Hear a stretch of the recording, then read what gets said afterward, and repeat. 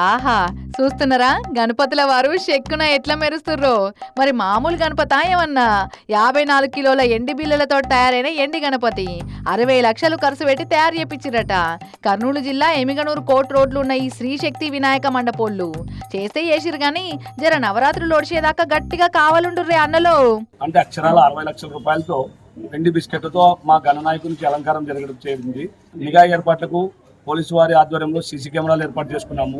ఇక అదే కర్నూలు జిల్లా ఎమిగనూరు కొండవీటి ఏరియా వాళ్ళు చూడుర్రి. ఈ విగ్రహాన్ని తయారు చేయడం సుమారు మాకు 2 నెలల పాటు పట్టింది.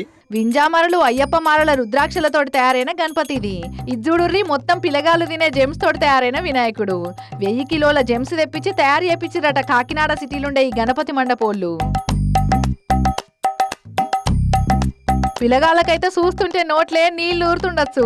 ఇక అదే కాకినాడ జిల్లా గొల్లప్రోలు కాడనేమో మొత్తం పసుపు కొమ్ములతోనే తయారు చేపించారు గణపతిని. 6 కిలోలల్లా తేనెమైన మట్టిగడ్డి 9 కిలోల పసుపు కొమ్ములు వాడి తయారు చేపించారట.